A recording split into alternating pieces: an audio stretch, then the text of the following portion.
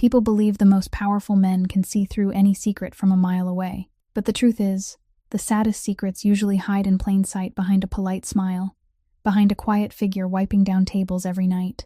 Enzo Caruso learned that on a rain-soaked Tuesday night in Chicago. At 34, he stood at the head of an empire the whole city only dared to mention in whispers. People feared the name Caruso before they ever met the man who carried it. But his empire never ran on fear, it ran on observation. The hesitation before an answer, the forced smile in a meeting, the employee who suddenly volunteers to stay late every single night. That night, long after closing, he returned to Il Faro, the restaurant his late father had left behind, to retrieve a folder from his second-floor office. He believed the building was empty, until he heard it, drifting out of the darkened kitchen. Not loud sobbing, just one breath catching in a throat, the sound of someone trying with everything they had not to be heard. Through the half-open door, he saw Callie Sutton, the shyest waitress in the restaurant, sitting alone in the dark, both hands covering her face, while her phone lit up on the floor again and again, with calls she never answered. And when she looked up, quickly wiped her tears, and smiled and said she was fine. Enzo Caruso, a man who had survived 1,000 lies, knew he had just heard the saddest one of his life. What he didn't know yet was that behind that lie lay a secret that would pull him into the most dangerous game he had faced in 10 years. If stories that touch the heart like this one mean something to you, please hit the like button and subscribe so you never miss what comes next. Don't forget to share this video with someone you care about, and leave a comment below to let us know which city you're listening from tonight. The next morning, Il Faro opened its doors as it did every day, and Enzo Caruso sat at the corner table on the second floor, looking down at the restaurant from the place where he often sat whenever he wanted to watch his father's establishment come alive. But that morning, he wasn't looking at the ledgers. He was watching a person. The night before, after Callie had left, he had stood for a long time in the darkened kitchen, where the echo of her choked sobs seemed to linger in the air.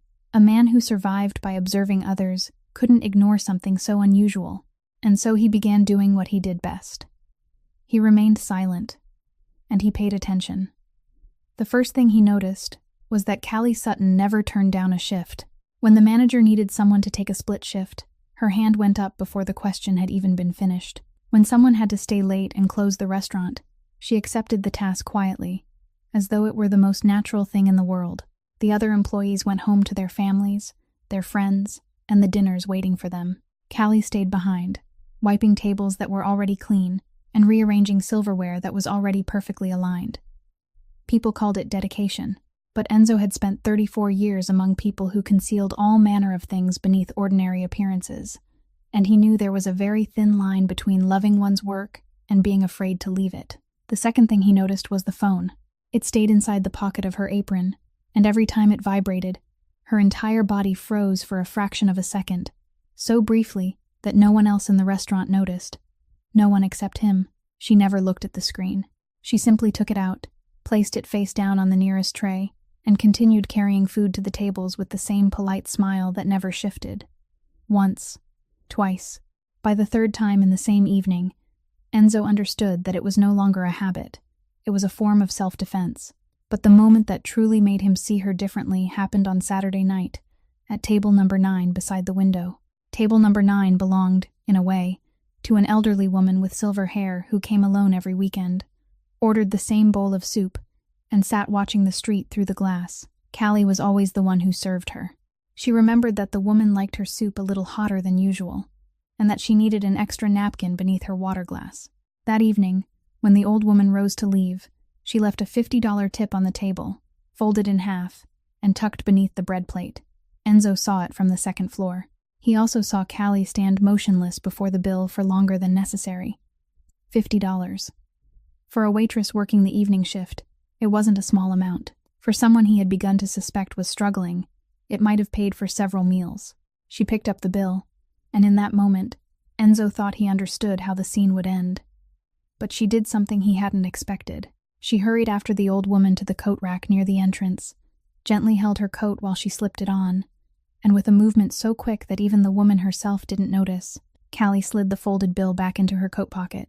Then she said something that made the old woman laugh, wave goodbye, and step out into the Chicago night.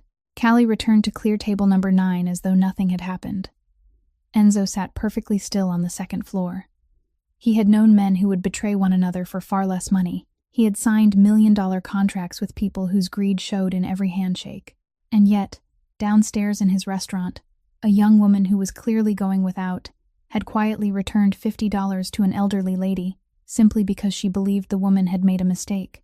A poor person, without greed, his father had once said, is the rarest kind of person in this world. From that night on, Enzo's attention toward Callie was no longer merely the caution of an owner confronted with something unusual. It became a question that kept him awake. What could someone so decent be running from? Then he noticed the third thing, the smallest of them all, yet the one that haunted him most. Every night before leaving, Callie stopped by the kitchen and asked for whatever leftover food was about to be thrown away. The final pieces of bread from the day, the soup remaining at the bottom of the pot.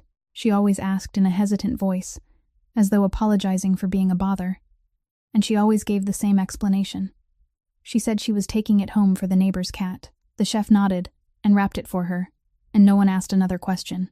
But Enzo stood on the second-floor staircase, watching her hold that paper container against her chest as though it were something precious. And he thought of the shadows beneath her eyes, the way her body had grown thinner beneath her uniform, and the way she had stood so still before that $50 bill. He said nothing. He simply remembered, the way he always remembered every piece of a puzzle before the entire picture finally came into view. That night, when the last lights of Il Faro went dark and the small figure of the young woman disappeared at the far end of the rain-slicked street, Enzo Caruso stood beside his office window for a very long time. 10 years of running an empire had taught him something no school ever could. People who are hiding something are often the hardest workers of all, because only when their hands never stop moving can they briefly forget the weight pressing down upon their shoulders. That Friday night, Il Faro was packed with customers. The sound of silverware touching porcelain, wine pouring into glasses, and laughter rising from weekend dinner tables blended into the familiar rhythm Enzo had heard since childhood, from the days when his father still stood behind the bar and made coffee with his own hands for the regulars. On crowded nights like that, Enzo came down to the first floor, not to supervise, but because of an old habit. His father had once told him that a healthy restaurant had a heartbeat of its own, and its owner had to know how to listen to it. That night, Il Faro's heartbeat was steady and warm, until the moment it shattered with the sound of glass. Callie was carrying a tray of wine glasses past the bar when the phone inside her apron pocket began to vibrate. That was all, a faint vibration buried beneath 100 other sounds. But Enzo saw her shoulders collapse as though she had taken an invisible blow, saw the hand holding the tray falter for half a beat, and watched the outermost glass slip over the edge and fall straight onto the stone floor. The sound wasn't loud. In a crowded restaurant, a broken glass was so ordinary that most of the diners only glanced over for a second before returning to their meals. But Callie's reaction wasn't ordinary at all. She dropped to her knees and began gathering the shards with her bare hands, apologizing over and over to anyone standing nearby, to the bartender's assistant, to the guest 3 steps away, even to the empty air in front of her. Her voice grew more frantic with every word. "I'm sorry. I'm truly sorry. I'll pay for the glass. Please don't take it out of anyone else's shift. It was my fault." Her hands were trembling so badly that a shard nearly sliced into her palm. And still she kept apologizing, as though breaking a $2 glass were an unforgivable crime. Enzo had seen countless employees break things over the years. Some laughed awkwardly, others muttered in frustration at themselves. But no one had ever apologized like that, in the manner of someone who had once been viciously condemned for mistakes even smaller than this one. Someone who had learned by heart that every error had to be paid for with humiliation. That kind of reflex wasn't formed inside a restaurant. It had been taught somewhere else, by someone else.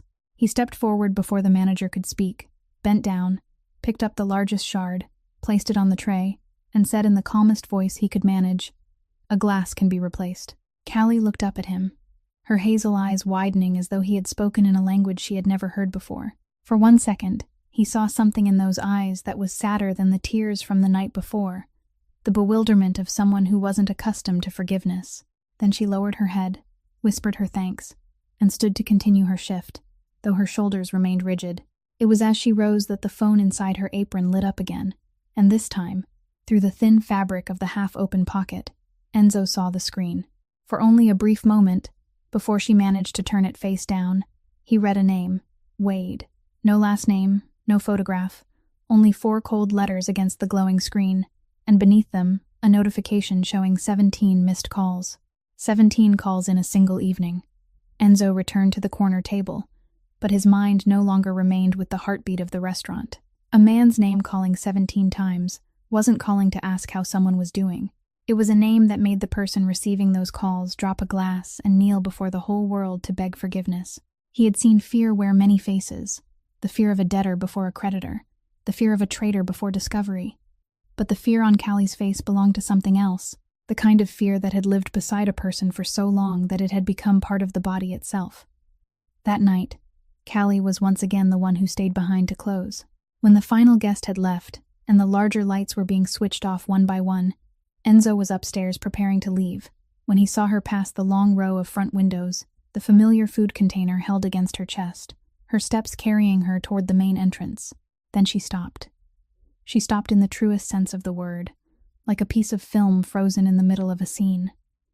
Enzo followed the direction of her gaze through the glass to the street across from the restaurant. A black pickup truck was parked against the opposite curb, positioned between 2 pools of streetlight, so that it nearly disappeared into the darkness. Its headlights were off. The engine wasn't running. No one got out. It simply sat there, silent and patient, in a way no accidentally parked vehicle ever did. Callie stood motionless before the window for the span of 3 breaths.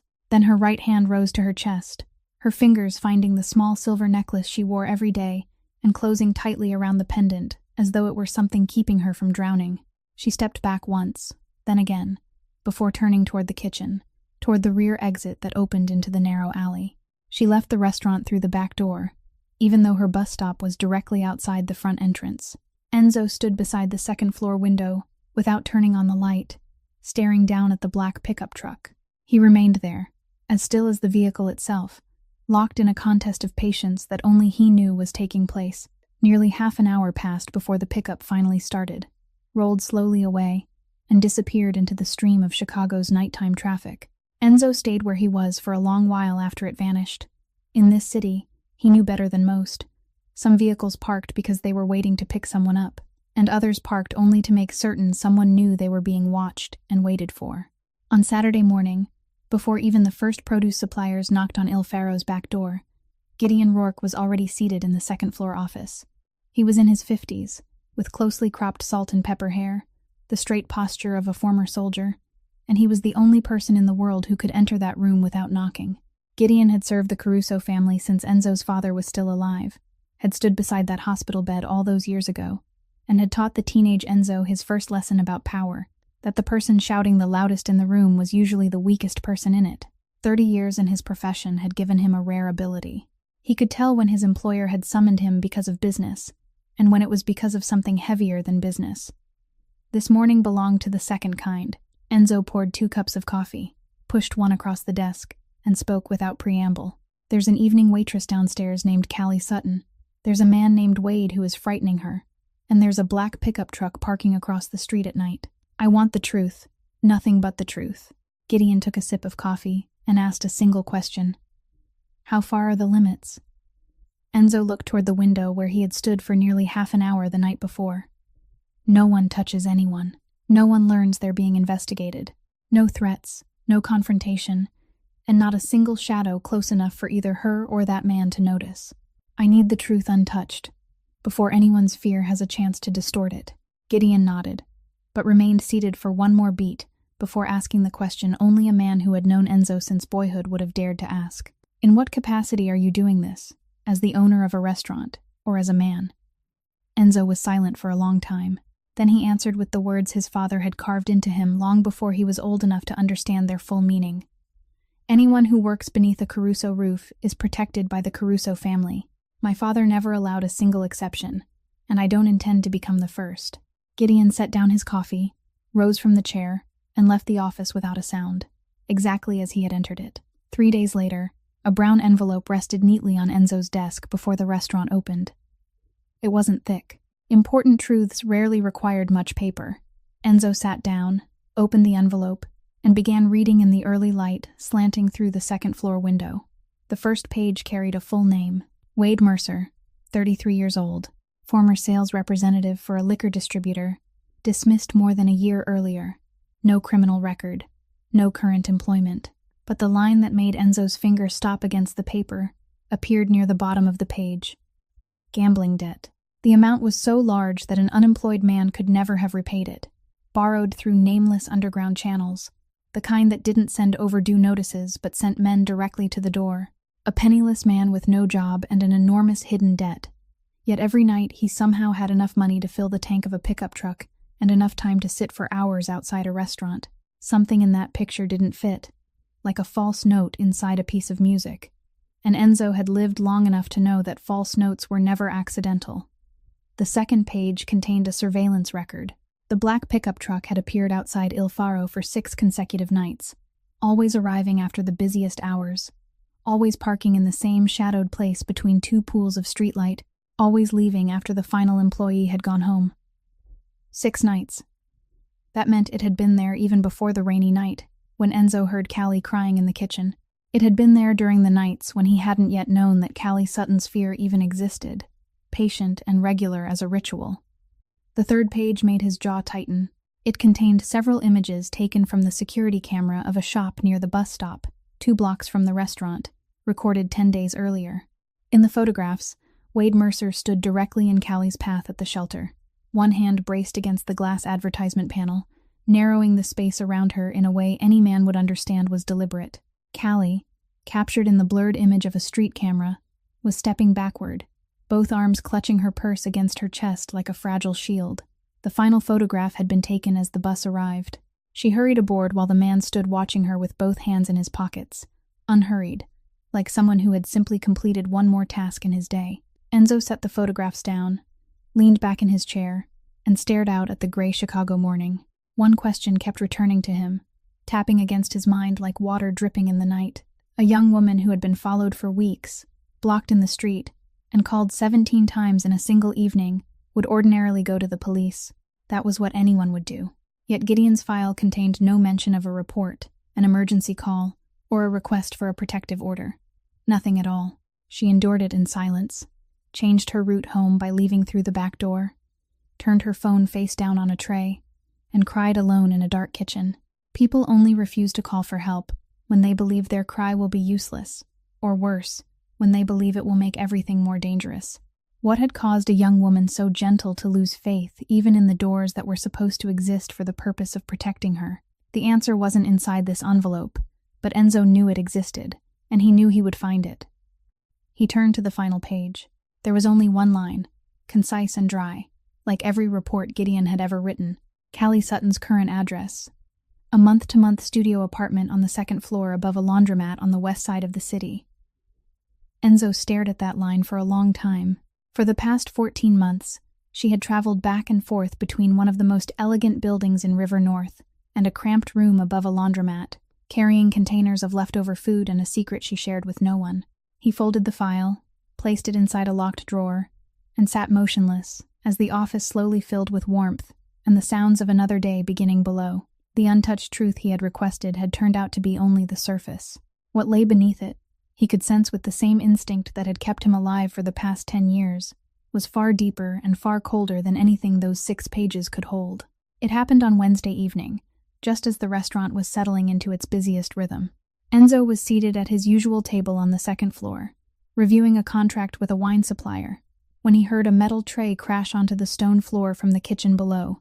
Not the sharp shattering of glass from the week before, but a heavy clatter followed by the scrape of a chair and someone calling Callie's name. He went down the stairs faster than an ordinary owner should have. In the kitchen, amid the heat rising from the burners and the scent of simmering tomato sauce, the head chef was kneeling on one knee with Callie in his arms, her body limp against his broad chest like a broken branch. Her face was deathly pale, her lashes half closed, her lips moving around words that made no sound.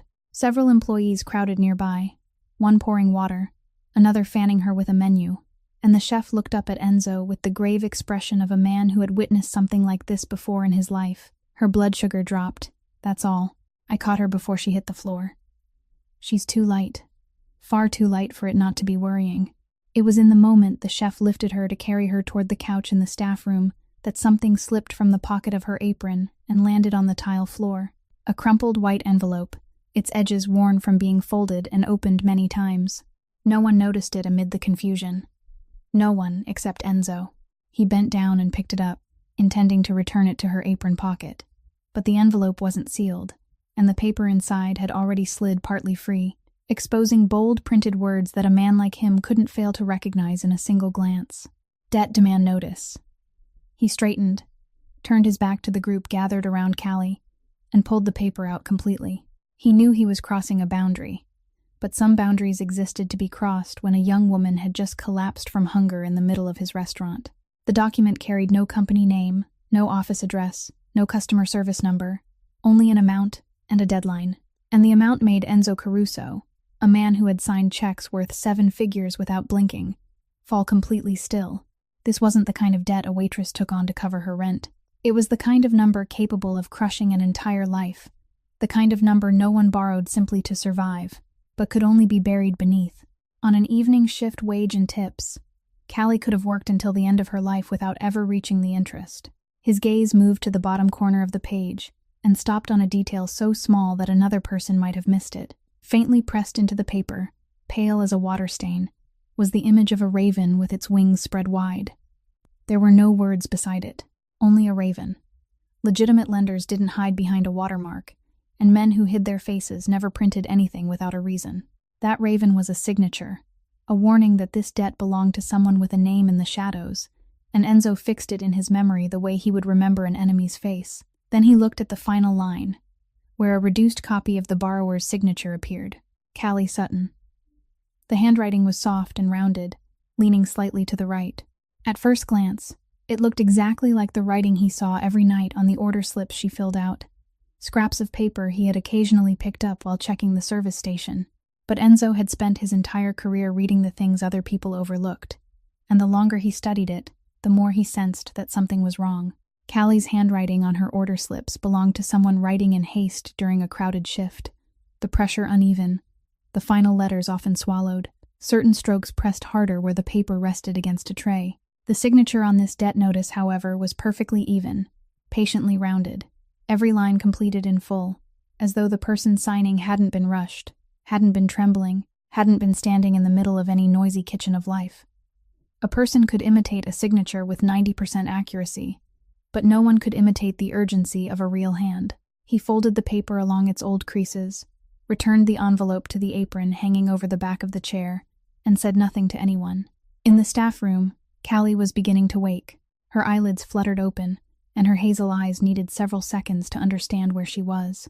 The first thing she said, in a voice that still hadn't recovered its strength, wasn't to ask what had happened to her, and it wasn't to call out the name of anyone she loved. She asked, "Did I ruin the dinner shift?" The entire room fell silent for a beat. The head chef had to turn away and pretend to wipe his hands on his apron. A young woman had collapsed from exhaustion, and her first thought upon waking was that she might have inconvenienced someone else. Enzo stood in the doorway listening to that question, and felt something move inside his chest in a way he hadn't permitted for many years. He turned to the chef and spoke briefly. "Make her a hot meal, a complete one, right now, and I'll sit with her to make sure she finishes it." 15 minutes later, in a quiet corner of the staff room, a tray of steaming food was placed on the table. A plate of pasta in cream sauce, hot soup, and freshly baked bread still fragrant with butter. Callie sat before the tray with both hands in her lap, watching Enzo with the wary expression of someone waiting to hear what condition came with it. He offered none. He simply pulled out a chair and sat across from her, poured her a glass of water, and said one word, "Eat." Then he remained silent. Not a single question about the envelope, about the name Wade, or about the black pickup truck. There was only the patient silence of a man who had learned that sometimes the kindest thing one person could give another wasn't a question, but a meal and a safe stretch of quiet. Callie picked up the fork, cautiously at first, taking small bites, her eyes still lifting every so often as though she feared being judged. But then real hunger restrained for far too long, took over. She began eating faster, finished every drop of soup, cleared the plate of pasta, and ate the final piece of bread, eating like someone who could no longer remember the last time she had sat before a hot meal prepared only for her. Enzo remained still as he watched her, showing no pity and asking no questions, quietly pushing the breadbasket closer whenever it began to empty. And in that moment, The final piece of the past several nights settled into place inside his mind. The containers of leftover food she asked for each evening in that hesitant voice. The final pieces of bread from the day. The soup left at the bottom of the pot that she claimed she was taking home for the neighbor's cat. There had never been a cat. There had only been a young woman living on the second floor above a laundromat, saving every dollar for a bottomless debt, and carrying that paper container against her chest through the cold streets each night, only to return to the restaurant the following morning with a polite smile and serve tables overflowing with food while no one knew she was hungry. 2 days after Callie fainted, a new notice appeared on the bulletin board in Il Faro's staff room, brief and unexplained, exactly in the style of the man whose name was signed beneath it. Beginning that week, every evening shift employee would share a family meal before the restaurant opened, prepared by the kitchen, with no deduction from wages and no exceptions. In old Italian restaurants, the family meal had once been a tradition, the entire staff sitting down together like a household before the storm of the evening descended. But that tradition had disappeared from Il Faro after Enzo's father died, when the restaurant became a machine that operated with flawless, cold precision. Now it had returned, sudden as rain in the middle of a dry season. The manager read the notice twice, then quietly went to rearrange the schedule. The head chef finished reading and gave a small nod to himself, as though something he had suspected since the night he held that weightless young woman in his arms had just been confirmed. No one said it aloud, but everyone in the restaurant understood whom this new rule had been created for. And what pleased Enzo was that not one person, from the youngest kitchen assistant to the longest-serving waiter, allowed Callie to sense it. They simply pulled her into a chair as though she were the youngest member of the family, so naturally that she didn't even have time to refuse. On Friday afternoon, the long table near the kitchen door was covered with a cloth, and for the first time in years, the first floor of Il Faro, filled with a sound that didn't belong to customers, the laughter of the people who made the place what it was. The head chef carried out large platters of pasta, herb-roasted chicken, salad dressed with olive oil, and a tray of garlic bread that he proudly declared came from a recipe he had never prepared for any paying guest. Enzo didn't sit at the head of the table. He chose a seat among everyone else, beside the manager and diagonally across from Callie, close enough to observe her but far enough away that she wouldn't feel pressured. During the first few days, she ate cautiously, always waiting until everyone else had served themselves, always choosing the smallest portion. But by the third meal, something inside her began to thaw, slowly, like the first snow of the season beneath sunlight. She began to join the conversation, at first with only a brief answer when someone asked her a question, then gradually with small stories of her own. And it was during one such afternoon meal, when the young kitchen assistant complained about an oil burn on his wrist, that Callie did something she hadn't done during all 14 months she had worked at Il Faro. She spoke about herself without being asked. She told the young man to let her see his wrist, gently turning it beneath the light with a confidence that surprised the entire table, then said the burn needed to be kept dry, and that he shouldn't put toothpaste on it the way the kitchen staff always told one another to do, because her mother would have scolded anyone for half an hour if she ever caught them putting toothpaste on a burn. Someone asked whether her mother had worked in medicine. Callie paused for half a second, like someone who had accidentally opened a door that had always remained locked, but then she didn't close it again.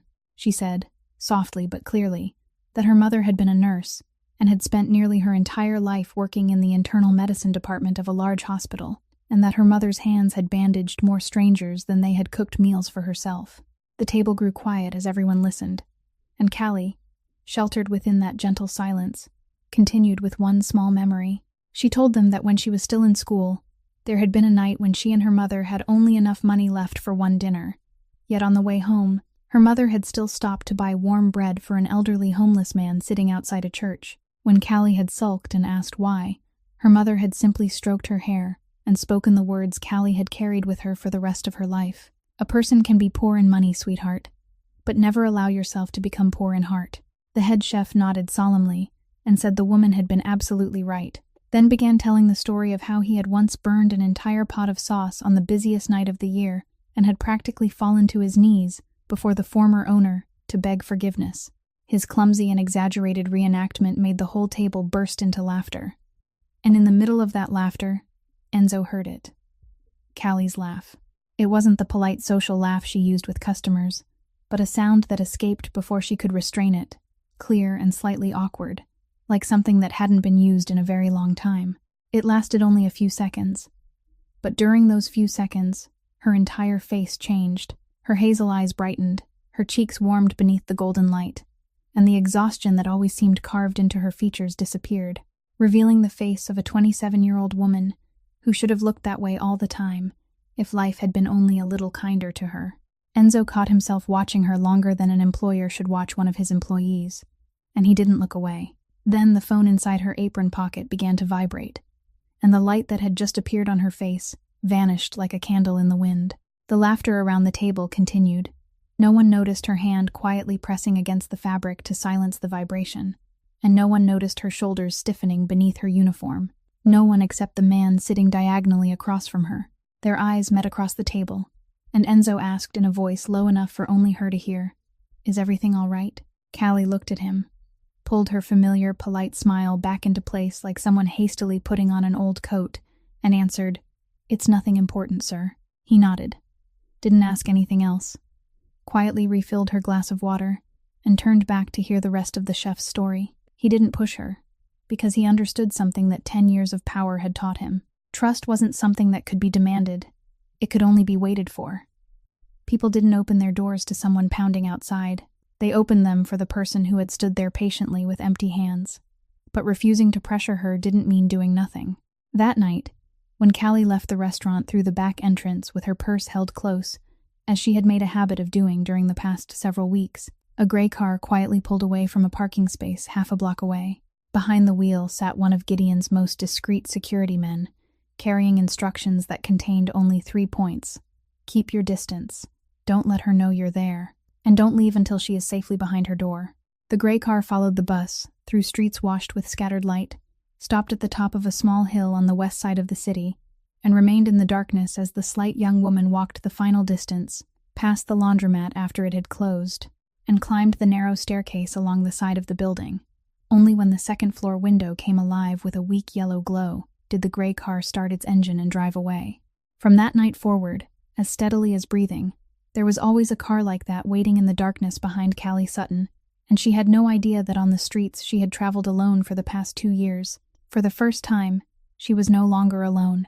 On Tuesday afternoon of the following week, when the autumn sunlight had turned the color of honey across the rooftops of River North, a knock sounded outside the second-floor office. 3 soft, widely spaced taps, the kind made by someone who had spent a long time in the hallway trying to persuade herself to knock at all.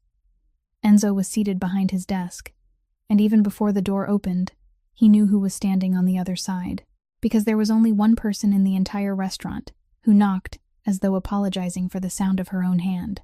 Callie stepped inside, still wearing her evening shift uniform, her hair neat. It wasn't the constant weariness he had grown accustomed to seeing, nor was it the fear that tightened across her face whenever her phone vibrated. It was the strange calm of someone who had made a decision, the kind of calm Enzo had seen on the faces of people preparing to do the thing that would hurt them most. She crossed the room with measured steps, stopped before his desk, and placed a white envelope on the polished wood with both hands, carefully and solemnly, as though she were offering something sacred, or surrendering something sacred. "I'm submitting my resignation," she said, her voice rehearsed so carefully that it wouldn't tremble, effective as soon as you accept it. Enzo looked at the envelope, then at her, and for one brief moment, he heard the echo of a long-forgotten afternoon inside his mind, when he had still been a boy standing behind the bar, listening to his father say that people left a place for only 2 reasons. Either the place was no longer worthy of them, or they had come to believe they were no longer worthy of the place. He opened the envelope and removed the single sheet inside. The resignation had been written by hand in the soft, rounded script he already knew, though the hurried strokes he recognized from her order slips had been shaped slowly and carefully now, as though she had written it during the night, then written it again and again. It was brief. There was a message of gratitude to the restaurant, to her co-workers, and to the family meals she described as the most beautiful afternoons she had known in the past 2 years, followed by an apology that offered no explanation. Enzo read it once from beginning to end. Then he read it a second time, more slowly. Not because he needed to understand what she had written, but because he was searching between the lines for what she had left unsaid. The room was so quiet that he could hear the soft crackling of the fireplace and the distant murmur of the city beyond the glass. At last, he looked up and asked in a calm, gentle voice, "May I know why?" Callie had prepared herself for that question. He could see it in the breath she drew before answering. "Staying here isn't fair to the restaurant anymore," she said. "You and everyone else have been too kind to me, kinder than I deserve, and that's exactly why I have to leave." She paused, lowering her eyes to the desk, then spoke the words Enzo knew were the most honest she had ever given him. "There's a storm following my life, and my storm shouldn't touch anyone else. It shouldn't touch this place." Enzo remained still. 10 years at the head of an empire had taught him to recognize the moment when someone was sacrificing herself, and what made his chest feel heavy wasn't the resignation letter, but the fact that this young woman believed the only way to protect people who had shown her kindness was to disappear from their lives. He lifted the letter, folded it along its original crease, placed it back inside the envelope, and with a slow, decisive movement, pushed it across the desk toward her. "I'm not accepting this today," he said. Callie stared at the envelope as though it were something impossible. "You can't do that," she said, her voice wavering for the first time. "I just did," Enzo replied. "If there's a problem with your work, then we'll discuss your work. But you and I both know there isn't a single word in this letter that has anything to do with your work." She shook her head, and the calm she had carried into the room began to crack. "You don't understand," she said, both hands tightening together in front of her. "There are things that don't let go once they attach themselves to you. They follow you wherever you go, and the people standing closest are the first ones they reach. I've seen it happen before. I can't let it happen here. Not to the people who gave me a seat at their table and treated me like family." Her voice broke on the final word. Enzo rose, walked around the desk, but stopped several steps away, far enough that she wouldn't feel cornered, and spoke in a voice he had never used with any business partner or enemy, a voice that carried no authority at all. "Then help me understand." Only 4 words. No command, no promise, no attempt to soothe her. 4 words placed between them like an outstretched hand. Callie lifted her eyes to him, and in those hazel depths, Enzo saw a violent struggle taking place. He saw words rising all the way to her throat, saw the longing of someone who had carried a burden for far too long and desperately wanted to set it down. Her lips parted. For 1 second, he believed she was going to speak, but then something inside her, something fear had trained over the course of 2 years, dragged every word back into silence. She lowered her gaze, stepped away, and whispered, "I'm sorry for wasting your time." She turned toward the door, moving faster than when she had entered, like someone fleeing the very moment in which she had nearly allowed herself to become vulnerable. Her hand closed around the handle and turned it halfway, then stopped. 1 second. For only 1 second, her hand remained motionless against the brass, her shoulders shifting slightly as though she might turn back, while Enzo stood in the center of the room, silent and waiting. But the door opened. She stepped through it, and the sound of her footsteps faded down the stairs. The white envelope remained on the desk, unaccepted. Enzo stared at it for a long time in the dying afternoon light, then placed it inside the locked drawer beside the brown file, 2 secrets belonging to the same person resting side by side in the darkness. At that moment, the phone on his desk lit up with a message from Gideon, brief and stripped of every unnecessary word. Like all his reports, the pickup returned 20 minutes ago. Same position, but tonight it didn't come alone. There's a second vehicle parked 1 block away. Dark windows. License plate can't be traced. We haven't identified which side it belongs to. Enzo stood beside the window and looked down at the street as its lights came alive, knowing that somewhere in the darkness, unfamiliar eyes were fixed upon the building that carried the Caruso name. 1 vehicle was surveillance, 2 vehicles were a formation, and the instinct sharpened by 10 years in the shadows of this city told him that a new player had just taken a place at the board, one whose face he had yet to see. Gideon returned to the second-floor office on a gray morning at the beginning of the week, carrying a second brown envelope, thicker than the first, and wearing a contemplative expression rarely seen on a face that almost never revealed anything. He placed the envelope on the desk, poured himself a cup of coffee without waiting to be invited, sat in the chair opposite Enzo, and spoke in the voice of a man about to tell a story that disturbed even him. "I found the answer to your question, the question of why that young woman never went to the police. And I should warn you now, the answer won't make you feel any better." Enzo closed the notebook lying open before him, leaned back in his chair, and waited. Gideon opened the envelope and removed the first sheet of paper. "She did report it once," he said. "Only once, about 8 months ago, at a police station on the west side of the city, near where she lives." My people found the intake record. She arrived in the morning and stated that a man she had once known kept calling her, sending messages, and appearing at the places where she worked and traveled, making her fear for her safety. She sat at the station for nearly 3 hours. In the end, they sent her home with a conclusion recorded in a single brief line: insufficient evidence of threatening conduct. Gideon placed the paper on the desk, and his voice slowed. From what my people were able to learn, the officer who took her statement asked the usual questions. Had he ever hit her? Had he ever clearly threatened to kill her? Were there any witnesses? Were there any messages containing a direct threat? Her answer to every question was no, because that man was smarter than that. He never wrote a threat in black and white. He only called. He only waited. He only appeared. He only smiled from across the street. Those things can keep a woman awake every night, but in the eyes of the law, they aren't yet considered anything at all. They told her to come back when something happened. Enzo remained silent for a long time. He thought about the way Callie turned her phone face down on the tray instead of blocking the number, the way she left through the back door instead of asking someone to walk her home, the way she cried in the dark kitchen instead of calling anyone. She had tried to do the right thing. She had knocked on the very door society taught people to knock on, and that door had closed in her face with one polite sentence: "Come back when something happens." People didn't understand that for someone like Callie, something happened every day. It simply happened where no camera could record it, inside her chest. But that was only the first side of the vice, Gideon continued, pulling out the second sheet. The second side is what truly sealed her mouth shut. My people recovered part of an old message from a backed-up data source, within the limits you authorized. Read only, no contact with anyone. Wade Mercer sent her a message several months ago, immediately after she went to the police station, as though he knew she had gone. Gideon put on his glasses and read the message word for word in an even voice that made its meaning sound colder still. Go ahead and try telling someone about the loan. The signature on that paper looks so much like yours that even you would think you signed it. Who do you think they'll believe? Some little waitress claiming she knows nothing, or a signed document with your name, your social security number, and your signature? Tell them, and you'll become a debtor running from what she owes, and a liar too. Gideon removed his glasses and folded the arms together. The room fell silent, leaving only the soft crackling of the fire and the first drops of rain beginning to tap against the window. Now the picture is complete, he said quietly. The law told her she didn't have enough evidence to be protected, and that man told her the evidence itself would be used against her. One side was a closed door, the other was an open trap. Anyone caught between those two jaws would learn the same lesson, that silence was the only safe place left.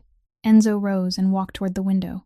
Below, his father's restaurant was preparing for another day, and somewhere on the first floor, a young woman was folding napkins with a polite smile, carrying a crumpled envelope in her apron pocket and 2 invisible jaws around her chest. He understood now why the resignation letter had been written with such care. She wasn't running away from the restaurant. She was trying to draw the storm away from the last people who had shown her kindness, using the only method someone who no longer trusted any door could imagine. Enzo turned back toward the desk, and when he spoke, his voice had returned to the one Gideon knew best, the voice he used when making decisions. 2 things, he said. First, I need a complete copy of that loan document, obtained quietly and without leaving a trace, then delivered directly to the family's handwriting expert, the best one, the man who worked for the courts before he worked for us.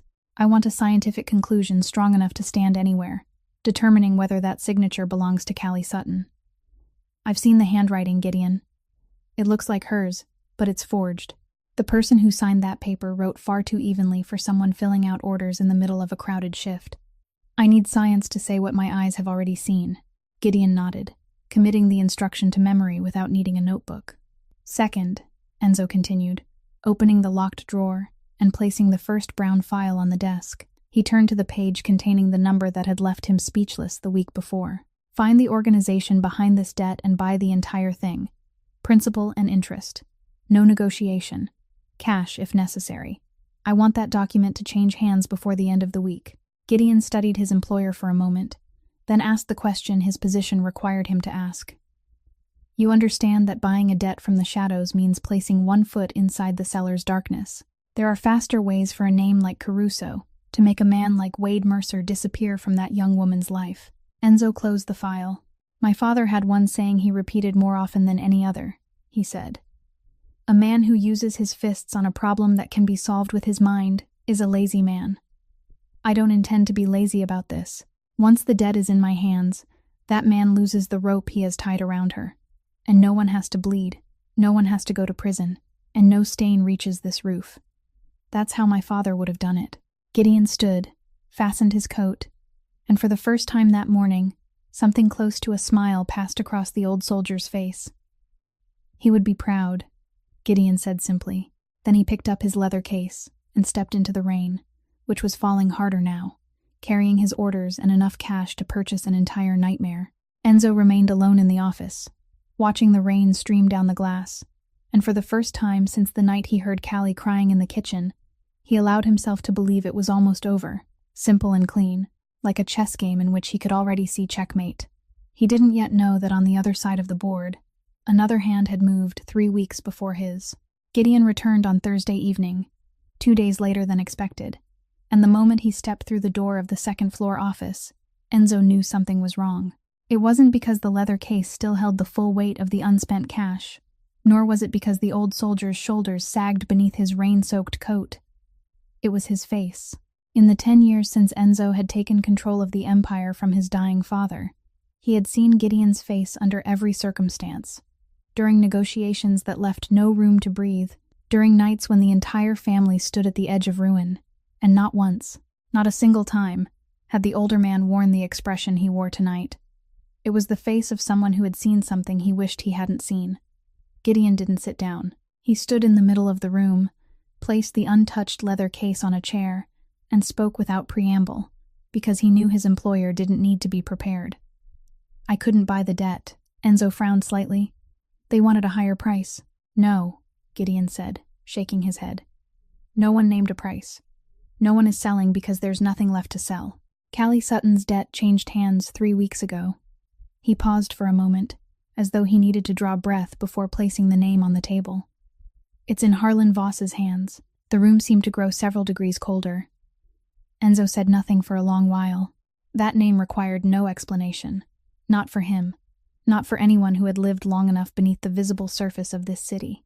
Harlan Voss, the man behind the largest underground lending network on the south side of Chicago, a man now in his 50s who had never once stood before a judge, a man who had spent nearly a decade patiently gnawing away at the edges of Caruso territory, the way seawater eroded the base of a levee, never loudly enough to become a war, never quietly enough to be called peace. Tell me, Enzo said, his voice dropping lower. Everything. Gideon removed a thin bundle of papers from the inside pocket of his coat, but he didn't need to look at them. Every detail had been carved into his mind during the entire journey back. My people followed the loan network, he began, from the collectors at the bottom to the man holding the paper. And the higher they went, the more every road converged on the same point. Do you remember the Raven watermark on the debt notice? Enzo nodded. He remembered. He had fixed it in his mind like an enemy's face from the night in the staff room. It belongs to Voss, Gideon said. Not to one of his collectors and not to some intermediary office. The Raven is the private mark of the network he built with his own hands.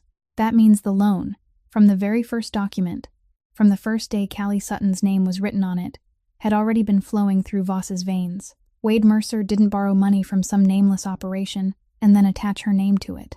He borrowed directly from the Raven system, and that system accepted a substitute name from the beginning. A young woman with no parents, no relatives, no one standing behind her, the perfect kind of prey they had always hunted. Enzo sat motionless, as each layer of truth settled into his mind, like cards being turned face up. The crumpled envelope in her apron pocket, the amount large enough to crush an entire life, the signature that had been written with too steady a hand, all of it carried the same scent, the scent of the Raven, long before he had even known it existed. But there's still something I don't understand, he said slowly. If the debt had belonged to Voss's system from the beginning, what changed 3 weeks ago? Why did you say it changed hands? Gideon looked at his employer, and this was the part he had paced through the rain trying to find a way to explain. Because 3 weeks ago, the debt was removed from the collector's ledger and transferred directly into Voss's own hands, he said. He is holding it personally. Do you understand what that means? Inside the Raven's network, Thousands of debts are scattered through the lower levels, and the man at the top would never concern himself with one minor loan belonging to a waitress, unless that loan had suddenly become worth more than money. 3 weeks ago, sir, was the same period when the pickup truck began parking outside Il Faro for 6 consecutive nights. 3 weeks ago was also when, according to what my people heard through the cracks in the underworld, a rumor began spreading that Enzo Caruso, the man no one had been able to find a weakness in for 10 years, had taken an interest in a timid waitress at his father's restaurant. Voss caught the scent, and he did what a raven always does when it sees something shining. He picked it up. He pulled the debt into his own hands because he understood that he wasn't holding a promissory note. He was holding a chess piece, aimed directly at you. Enzo rose and walked toward the window, while Gideon continued behind him, his voice as steady and merciless as the truth. Now every move he has made is clear. Have you wondered why that pickup only sat there and did nothing night after night? Because Voss wasn't allowed to do anything. To strike someone beneath the Caruso roof would be an open declaration of war, and declaring open war on this family is something he still isn't strong enough to do. He knows that, so he chose the way of the raven. He doesn't attack. He only waits. He needed one of 2 things to happen. Either the young woman would break first, quit willingly, leave the city willingly, step beyond the protection of the Caruso name on her own, allowing him to collect his peace without spending a single arrow. Or you would break first, lose your temper, send someone to deal with Mercer, and strike openly before the entire city, giving Voss proof that the Caruso family had attacked an ordinary civilian over a woman, the perfect excuse to draw the other families to his side. That pickup wasn't parked there to frighten Callie Sutton, sir. It was parked there to bait Enzo Caruso. And Wade Mercer? Enzo asked without turning around, his eyes still fixed on the street below. A pawn, Gideon replied. He owed the Raven system so much that there was no way out, and Voss purchased him with that debt, erasing part of it in exchange for every week he stood waiting, every call he made, every appearance at exactly the right place and time. The deranged admirer we thought we were watching was nothing more than a puppet being paid to play the role of a deranged admirer.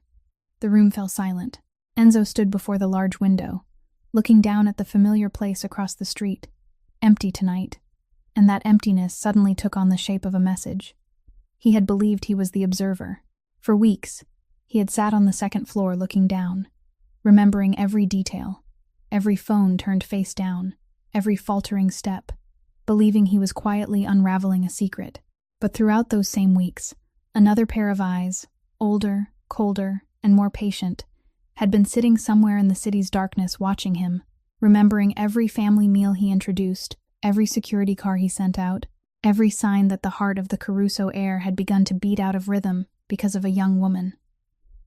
This game had begun before he even knew he was playing, and the first piece placed on the board hadn't been a vehicle or a debt notice, but a timid young woman carrying a container of leftover food through the cold streets, a woman who still didn't know that the misery of her life had been picked up by an old raven, sharpened, and aimed directly at the only man who had ever given her a hot meal. On Saturday night, rain began pouring over Chicago at dusk and showed no sign of stopping. Il Faro closed later than usual because of a large dinner party, and by the time the final guest departed, the clock had already moved past midnight. Enzo was still in the 2nd floor office, but not because of work. Since the night Gideon had brought the name Harlan Voss into that room and placed it on the table, Enzo had stopped leaving the restaurant before Callie went home. He told no one. He simply remained there each night in silence, as though it were a new habit, or perhaps a premonition. And tonight, that premonition spoke. Downstairs, Callie was finishing the final task of her shift, gathering the kitchen's bags of garbage and carrying them to the disposal container in the small parking area behind the restaurant, where a narrow alley opened onto the main street. She pushed through the rear door and stepped into the rain with a garbage bag in her hand, never seeing the figure concealed behind the container until it was too late. Wade Mercer stepped out and blocked the space between her and the door. He wore a dark coat soaked completely through, proof that he had been waiting in the rain for a long time, but the smile on his face remained as dry and sweet as ever, the kind of smile that had persuaded so many people to believe he was a pleasant man. "Hello, sweetheart," he said, his voice gentle as though soothing a child. "You're difficult to see these days. I call you over and over, but you never answer. I wait for you night after night, but you always leave through the back, and now it turns out the back door is where we finally meet. Don't you think that's funny?"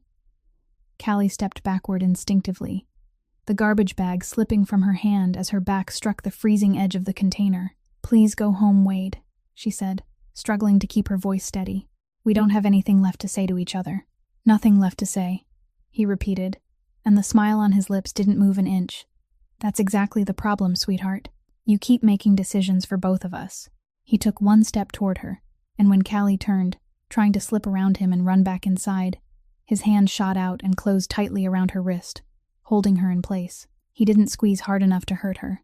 No, Wade Mercer had never been that clumsy. His grip was only firm enough to make her understand that she wasn't going anywhere, only firm enough to blur the boundary between pleading and threatening beneath the rain. "I only want to talk," he said, leaning closer while his voice remained sickeningly sweet. 10 minutes, that's all. You owe me that. After everything we once had, you owe me 10 minutes. Callie tried to pull her hand free once, then twice, but his fingers remained locked around her wrist like a handcuff wrapped in velvet. Rain streamed down her face and mingled with something saltier than rainwater. And in that desperate moment, she heard a voice come from the direction of the rear door, so calm that it might have been discussing the weather. Wade Mercer, only 2 words, his full name, spoken slowly and clearly through the sound of the rain. Wade's body stiffened. He turned his head, and beneath the single yellow light over the parking area, he saw Enzo Caruso standing there alone, without guards, without a weapon, not even bothering to shelter himself from the rain, both hands resting loosely at his sides, in the manner of a man who had never needed to hurry. Enzo descended the 3 steps, one at a time, the rain darkening the shoulders of his shirt, and as he walked, he spoke in a voice no louder than the rainfall, yet every word came through with unsettling clarity. Wade Mercer, 33 years old, unemployed for the past 14 months. Then he recited a number. Slowly, completely, and accurate to the final dollar. The amount known by only 3 people in the world. The man who owed it, the man who held it, and now the man walking toward them through the rain. "That's how much you owe the people you know perfectly well never forget," Enzo said. "Did I read it correctly?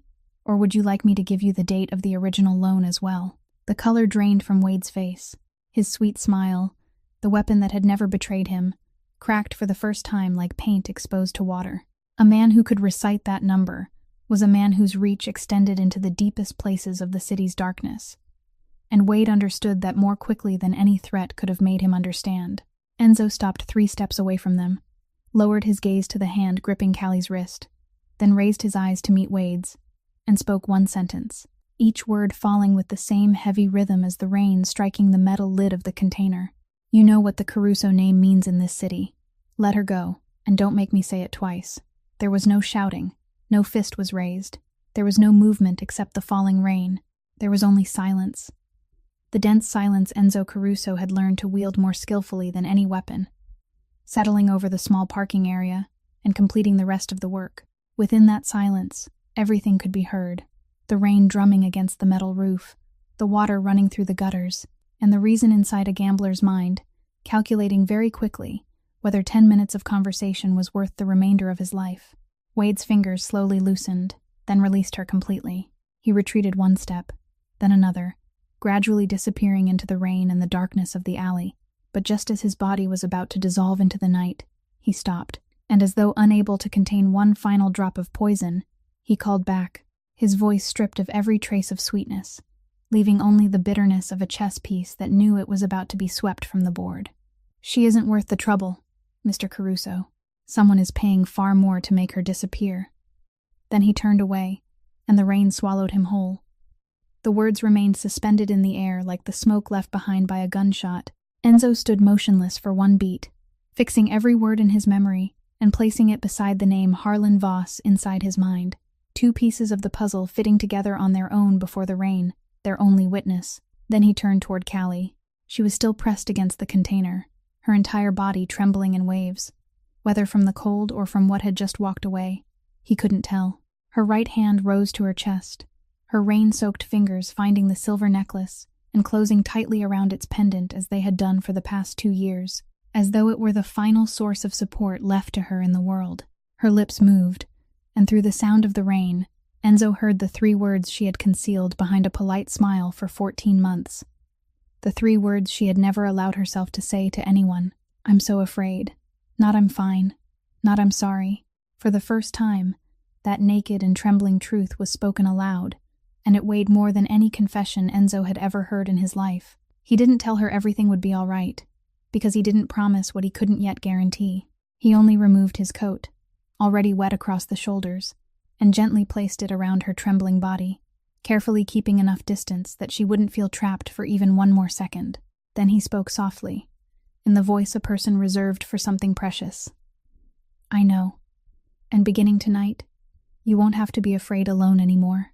That night, Enzo didn't call for a security car. He opened the door of his black sedan for Callie himself, and she, still wrapped in his coat that was far too large for her, settled into the passenger seat without enough strength left to offer the polite refusal she usually gave. Neither of them spoke during the drive toward the west side of the city. Rain continued to fall against the windshield, the lights of the streets smearing into long streaks before slipping past, and Enzo drove more slowly than necessary, not because the roads were slick, but because he understood that some silences needed to be allowed to last, that some silences could do the work of comfort better than words. From time to time, out of the corner of his eye, he saw her staring through the window, her fingers still gripping the edges of his coat around her shoulders, and he noticed that the trembling in those shoulders was gradually growing less frequent with every block they passed, like the fading echo of a storm moving farther away. When the car stopped in front of the darkened laundromat, Callie remained seated for a while longer, then turned toward him as though she meant to say something. But Enzo only shook his head gently. "Go upstairs and rest," he said. "Everything else can wait until tomorrow." She nodded, opened the car door, and took small steps through the rain toward the narrow staircase along the side of the building. Enzo didn't start the engine. He sat in the darkness of the car with both hands resting on the steering wheel, watching until her figure disappeared around the turn of the stairs, then continued waiting with the same patience he had shown throughout the past several weeks, until the small window on the second floor came alive with its familiar weak yellow light. Only then did he drive away, and during the entire journey back, Wade Mercer's words repeated inside his mind like a recording. "Someone is paying far more to make her disappear." Each repetition carved more deeply into his thoughts the name he knew stood behind everything. The following morning, when Callie opened her staff locker before beginning her shift, she found a white envelope resting neatly on the top shelf. There was no money inside it, and no letter, only a solid black key card bearing the Il Faro logo, the kind of card she knew was issued only to managers, granting access to the rear entrance where a security employee was always stationed from afternoon until late at night, and a small piece of paper folded in half. She opened the note. There was only one handwritten line, the script straight, precise, and restrained, just like the man who had written it. No one should have to begin or end a day in fear. There was no signature. None was needed. Callie stood before the locker for a long time, reading the sentence for the third time, and the coworkers passing behind her saw only that she quickly lowered her eyes and pressed the note against her chest for a single moment, before folding it again and placing it in the deepest compartment of her purse, the place where people kept things they intended to hold on to far longer than the life of an apron. From that day forward, Il Faro changed in a way only those inside it could feel, and no outsider could name. No notice appeared on the bulletin board. No meeting was called. It was simply that the security employee, who usually sat inside the guard station, now happened to stand beneath the rear awning, smoking at precisely the hour when the garbage was taken out, with a coincidence so natural that no one questioned it. It was simply that Callie's schedule was rearranged that week, her latest closing shifts quietly transferred to other employees, while the manager casually explained that he was trying to balance the hours more fairly across the whole team.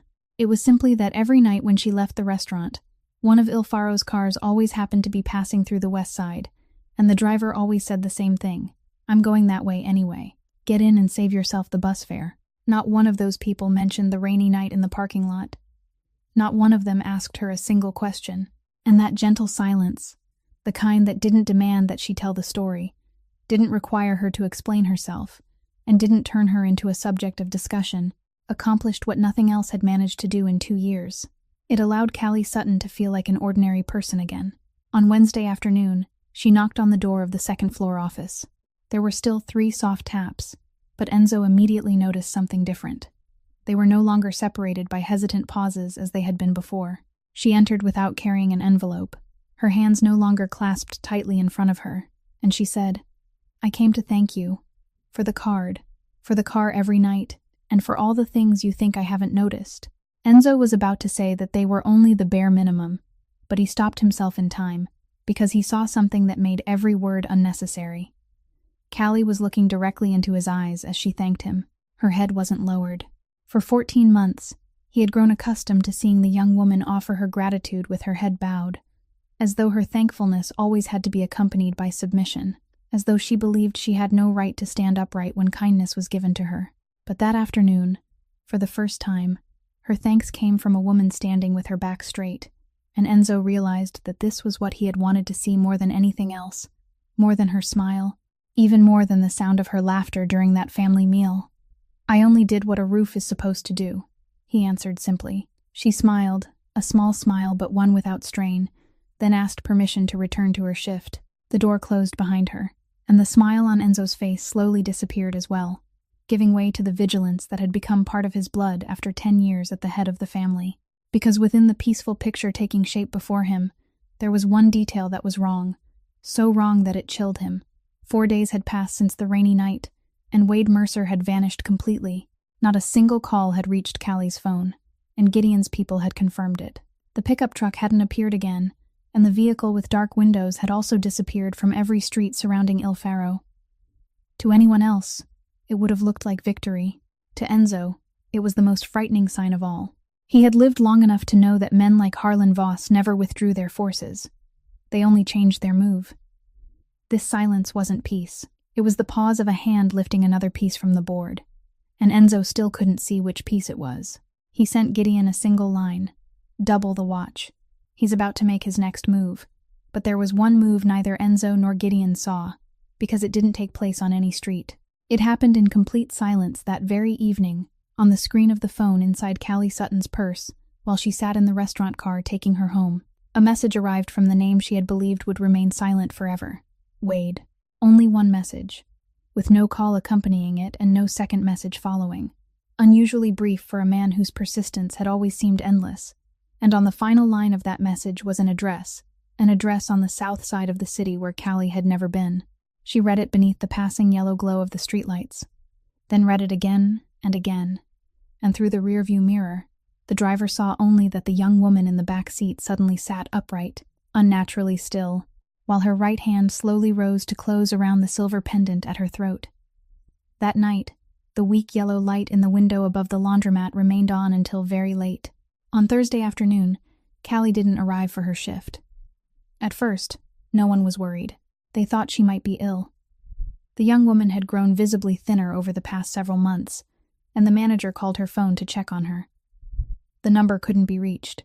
He called a second time, then a third, but each time there was only the emotionless voice of the automated operator. By 6 o'clock, when the family meal was served and her familiar chair remained empty, the manager went upstairs and knocked on the office door. Enzo was seated before a stack of contracts, and one look at the man's face was enough to make him set down his pen. Callie hadn't come in. Her phone had been turned off since noon. During the next 10 minutes, the longest-serving employees at Il Faro witnessed something they would speak about for years afterward. For the first time, they saw Enzo Caruso lose his composure. He didn't shout. That man had never shouted. But they watched him stride down the stairs so quickly that one arm of his coat still hung loose, saw him make 3 calls in immediate succession, his voice growing more urgent with each one, and saw the calmest man in the city grip the edge of the bar until his knuckles turned white when the person on the other end reported that the car assigned to pick her up had arrived outside the laundromat early that afternoon, and the second-floor window had never lit up. Gideon arrived 15 minutes later with 2 of his most discreet men, and the machine the Caruso family had operated in silence for 10 years began turning at full force. Some went to the laundromat, others reviewed footage from every bus stop camera. Still others searched every hidden channel in the southern underworld. Gideon himself remained in the second-floor office, fitting each piece of the truth together with the cold discipline of an old soldier who understood that panic was a luxury no one could afford at a moment like this. In less than an hour, the full picture emerged, and it cast the room into its heaviest silence since the day Enzo's father died. The night before, after closing, Callie had been asked to carry a supplier file upstairs to the second-floor office. At that exact time, Enzo had been speaking with Gideon on the phone. The office door left partly open, and during that conversation, the two men had discussed things no Wall should ever have heard, that Callie's debt was now in Harlan Voss's hands, that the Raven was using her as a piece aimed directly at the Caruso family, and that the recent silence was merely the pause before his next move against Il Faro. Gideon's men found the supplier file resting neatly on the small table in the hallway. She had never knocked and delivered it by hand. She stood outside that partly open door long enough, Gideon said slowly, long enough to understand that the misery of her life had become the excuse for a war aimed at the only place that had ever shown her kindness. The final piece lay in the copied data report his men had just sent over. The message Wade had sent Callie 3 nights earlier. The only message, unusually brief, now displayed in full on the screen before Enzo. I won't bother you anymore. But if you want all of this to end, truly end, for you and for the people you're trying to protect, then come meet this man. He is the one who decides everything. Beneath those words was an address on the south side of the city. Enzo stood motionless before the screen, and inside his mind, everything fell into place with merciless precision. Voss had changed his move exactly as Enzo had expected, but the move hadn't been aimed at the restaurant or at him. It had been aimed at the young woman's heart, at the instinct buried so deeply inside Callie Sutton that both Voss and Enzo had recognized it, the instinct of someone who would rather carry the entire storm alone than allow it to touch anyone else. He didn't need to abduct her. He only needed to open a door and know with certainty that she would walk through it herself. The resignation letter from the week before returned to Enzo's mind. My storm shouldn't touch anyone else. And with a certainty cold enough to stop his breath, he understood that at that very moment, somewhere on the south side of the city, Callie was sitting across from Harlan Voss, prepared to sign a document accepting the full burden of a debt that had never belonged to her, prepared to promise that she would leave Chicago forever, exchanging everything that remained of her life for one assurance that the Raven would spare Il Faro and spare the people who had given her a place at their table and treated her like family. She thinks she's saving us, Gideon said quietly, and there was something in the old soldier's voice that came close to breaking. At that exact moment, his phone vibrated. He answered, and Enzo saw the change in his eyes. The examination results are in, Gideon said, still holding the phone. The expert concluded with the highest degree of certainty that the signature on the loan document doesn't belong to Callie Sutton. The strokes were traced slowly, the pressure unnaturally even. It was produced by a copying hand. But there's something else, and he raised his eyes to Enzo. This is the real blade. The blank paper used for that loan document, the paper type, its weight, even the Raven watermark, matches perfectly with the printing operation Voss's network uses for its own internal documents. That means the debt paper wasn't signed at some lending office and later acquired by Voss. It was created inside the Raven's own system, false from the moment it was born. A debt manufactured rather than borrowed. Enzo took the examination file from Gideon's hands, and for one moment, everyone in the room saw something ignite inside his gray eyes. Not anger, because they had seen his anger before, but the cold gleam of a sword being drawn from its sheath after 10 years. Prepare the car, he said. I'm driving myself. Gideon followed him. You can't enter the Raven's Nest alone. But Enzo had already reached the bottom of the stairs. Have your men follow at a distance, he said without turning around. But no one goes in before I do. He wants me angry. He wants me to make a mistake. He won't get that. He'll get something else. Then he rushed into the rain pouring over Chicago. The examination file pressed beneath his arm like a sword wrapped in paper, and the black sedan left the parking area so quickly that it carved 2 long trails of water across the road. The city streamed past the windows in blurred bands of wet light, and Enzo Caruso, the man who had sat through every life and death negotiation of the past 10 years without his pulse ever changing, heard his heart pounding in his throat for the first time. He knew what it meant to protect an empire. He knew what it meant to carry a family name upon his shoulders. But it wasn't until that night, driving through the rain toward the south side of the city, that he learned what it meant to fear losing a single human being. And he pressed the accelerator harder, because at the end of that road, inside the office of an old Raven, a young woman was lifting a pen, believing that her signature tonight was the smallest price she could pay to keep the people she loved safe. The address in the message led to an old brick building on the south side of the city, outwardly the office of a property management company, the sort of covermen like Harlan Voss had always preferred. 2 men standing in the lobby started to raise their hands to stop the unannounced visitor, but then, They saw clearly the face of the man who had just stepped through the rain-streaked glass door, and both of them made the wisest decision of their lives. They stood still. In this city, some names were a passport all by themselves. Enzo walked past them without slowing for even a heartbeat, rainwater still dripping from the shoulders of his coat onto the stone floor. The file pressed tightly beneath his arm, and he pushed open the heavy wooden door at the end of the hallway, at the precise moment when, had he arrived 10 seconds later, nothing could have been saved. The room beyond was warm with yellow light and cold with the smell of stale cigar smoke. Behind a broad wooden desk sat Harlan Voss in a gray suit, his silver hair combed back, his deeply lined face wearing the patience of a man who had spent his entire life waiting for debtors. And in front of him, perched on the edge of a leather chair far too large for her slight frame, sat Callie. She was bent over a sheet of paper spread flat across the desk, the pen in her right hand already touching the page, its tip only a breath away from the signature line.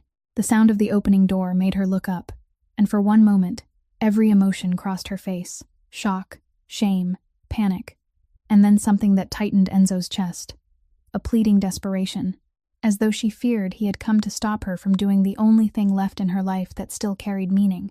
"You shouldn't be here," she blurted, her voice breaking. "This has nothing to do with you. I'm taking care of it. Please go home." Enzo didn't answer her. His gaze settled on the man behind the desk, and Voss, to his credit, was a seasoned player. He didn't show confusion for even a second. He leaned back in his chair, laced his 10 fingers together, and spoke first in a deep, rough voice, polished smooth by 30 years of negotiations conducted in the dark. "Mr. Caruso, what an unexpected honor.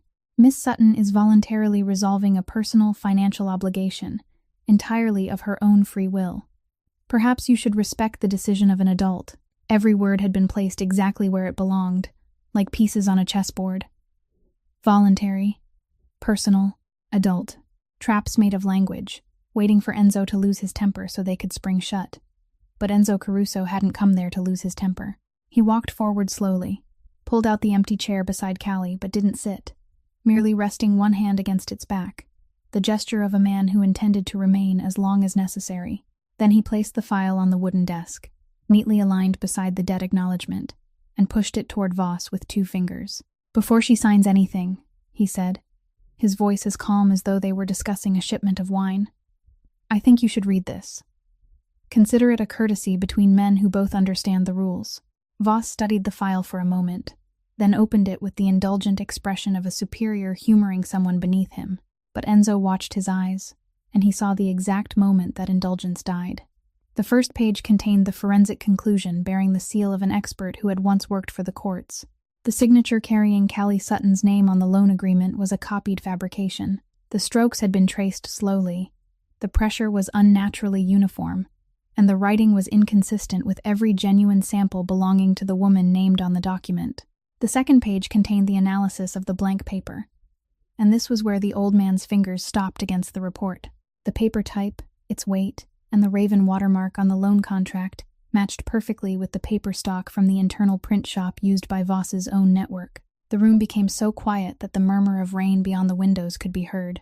Callie looked from the report to Enzo, her lips parting, the pen in her hand lowering without her even realizing it, because she was beginning to understand, layer by layer, that the debt which had crushed 2 years of her life had never been real, that the signature wasn't hers not because of some miracle, but because it had been manufactured from the beginning, inside the machinery of the very man sitting before her. Voss closed the file slowly and looked up with a smile that had grown visibly thinner. "Documents can be forged, Mr. Caruso," he said. "Even forensic reports." "Yes," Enzo replied with a nod. "They certainly can. That's why I'm not taking this to court."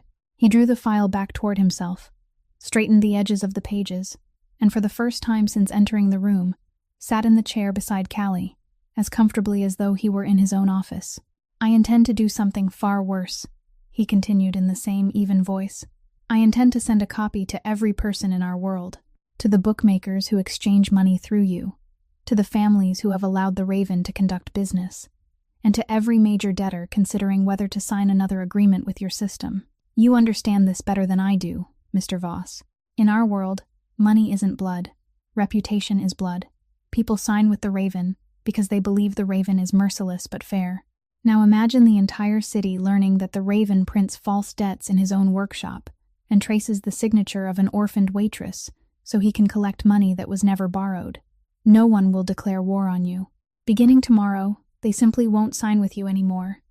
And a lending empire, as you know better than anyone, doesn't die from a lack of money.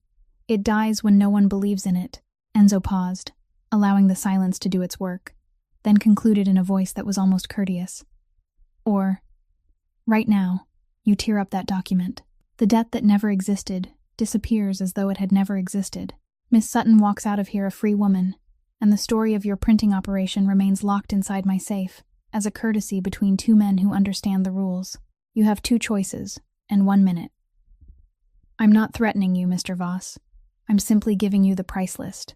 The 2 men stared at each other across the wooden desk, and Callie, seated between them with the pen now cold in her hand, witnessed for the first time in her life a true battle from the underworld. There were no roars, no fists, and not a single drop of blood, only 2 pairs of eyes and 1 truth laid upon a table, yet its weight made the air in the room so dense that breathing became difficult. She looked at the silver-haired man who had held her fate in his hands only moments before, and saw something on that seasoned face she had never seen there, the calculation of a man who was losing. The full minute didn't need to pass. Voss reached for the debt acknowledgement lying before Callie, lifted it to eye level as though regretting the loss of a beautiful hand of cards, then tore it in half, tore it again, and let the pieces fall across the desk. Let us consider the debt never purchased, he said dryly. And from this moment forward, this woman doesn't owe my system a single dollar. Enzo rose and fastened the button of his coat, still damp from the rain. A wise decision, he said, then added 1 final sentence, as light as a farewell nod and as cold as a boundary carved into stone. As for my father's restaurant and the people inside it, I trust that beginning tonight, we understand one another. Voss didn't answer, and his silence was answer enough. Enzo turned toward Callie and held out his hand. Still unable to believe the scraps of paper scattered across the desk, she placed her cold hand in his. He closed his fingers around it, steady and warm, and helped her rise from the leather chair that had been far too large for her. Together, they walked out of the room, through the hallway, past the 2 guards still standing as motionless as statues, and into the Chicago rain, which had begun to soften. Neither of them looked back. Outside, the city continued moving through its Thursday night. Restaurants glowing with light, the last buses making their routes, millions of people entirely unaware. Because some battles that decide the fate of a single life, and sometimes an entire territory, end without anyone beyond 3 people in one room ever knowing they happened. The black sedan brought them back to Il Faro after midnight had passed over the city. Throughout the drive, Callie sat silently in the passenger seat, both hands resting in her lap, glancing down at them from time to time, as though she still couldn't believe they would never again have to sign another piece of paper. Enzo didn't take her back to the laundromat.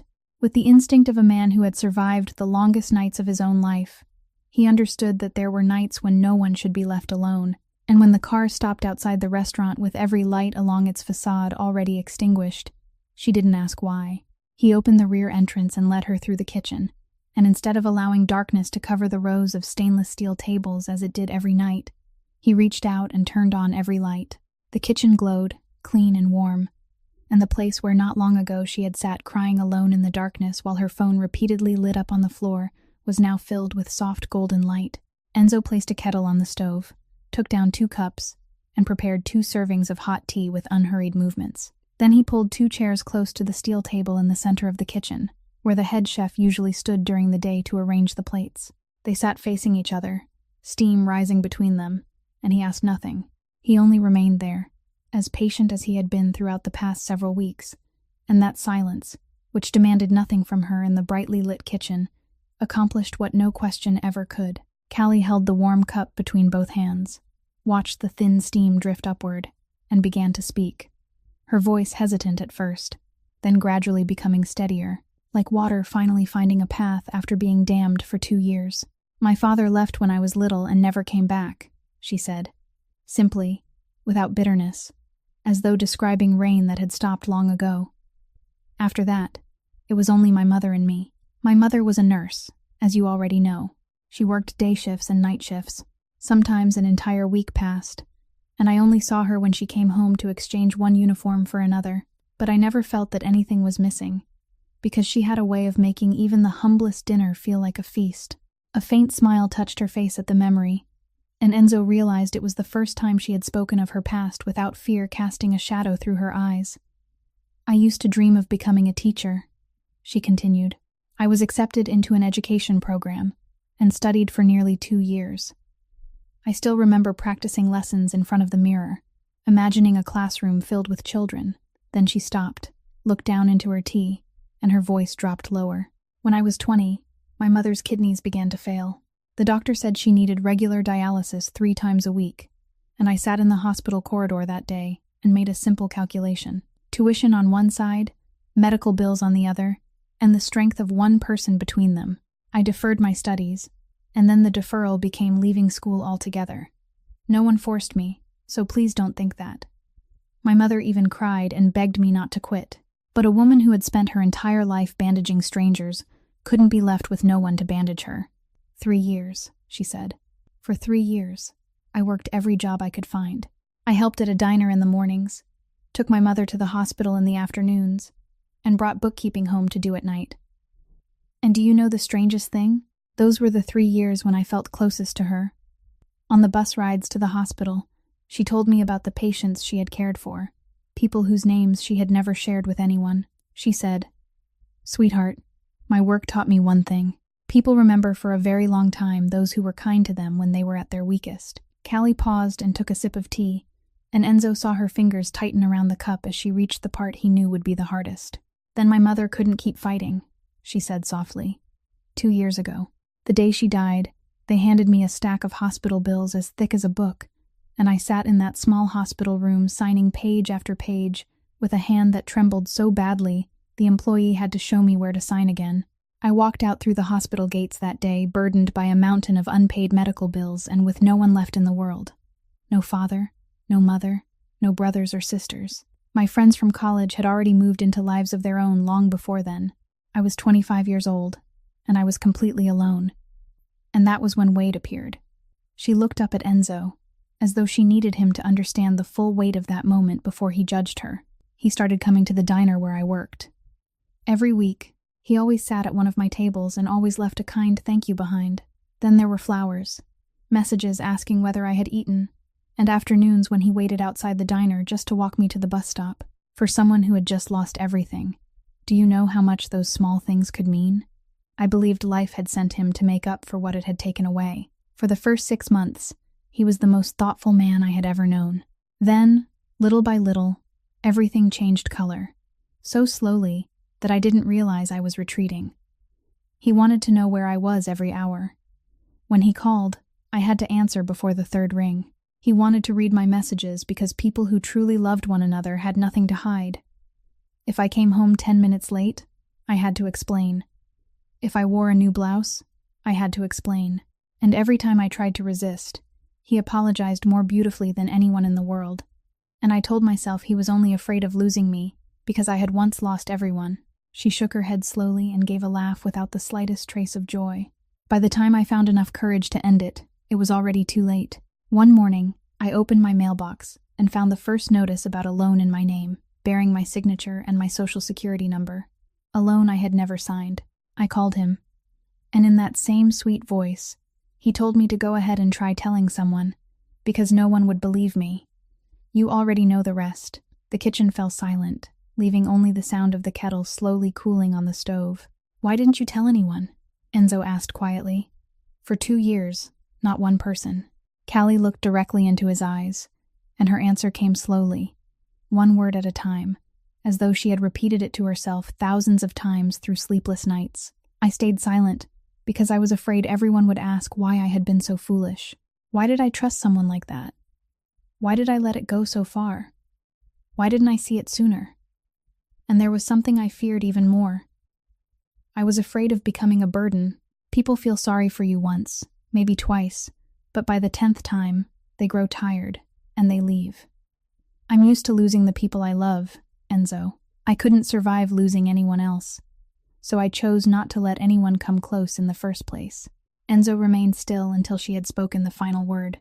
Then he set down his cup, leaned forward slightly, enough for her to see his gray eyes clearly beneath the light, and spoke in a slow, steady voice that carried no pity, only the certainty of a man declaring something he believed absolutely. "Callie, listen to me. Trusting the wrong person isn't a crime. The fault belongs to the man who turned your kindness into a trap. You aren't foolish. You were simply kind among people who weren't worthy of that kindness, and that has never, not for a single day, been your fault." Callie looked at him, her lips trembling, and this time she didn't raise a hand to wipe the tears away as she always had before. She allowed them to fall in the brightly lit kitchen, because for the first time in 2 years, they weren't tears of fear. They were the tears of someone who had finally felt another person lift away the stone she had believed she would have to carry for the rest of her life. When the tears had finally subsided, and the tea in both cups had grown only lukewarm, Callie sat quietly for a long while. Then, as though suddenly remembering something, she raised a hand to her neck and removed the silver necklace. Enzo had never once seen her without during the past 14 months. She laid it in her palm, looked at it with the tenderness people reserved for someone they loved, and said softly, "I want to show you something. I've spent the whole night telling you about my mother, but I haven't shown you her face."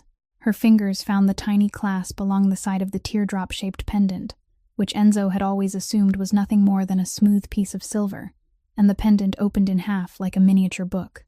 Inside was a small photograph faded with time, cut to fit perfectly within the silver frame, showing a middle-aged woman in a pale blue nurse's uniform, her hair gathered into a low bun at the back of her neck, smiling at the person behind the camera with such gentleness that warmth seemed to radiate from the picture itself. "This is my mother," Callie said. "It was taken at the hospital, a few years before she became ill. I've always thought this photograph looked more like the person she truly was than any other." She gently pushed the pendant across the steel table toward him, and Enzo Caruso lowered his eyes to that tiny photograph, and then the entire kitchen, the faint murmur of rain still lingering beyond the walls, the whole world around him, came to a stop. He could no longer hear what Callie was saying.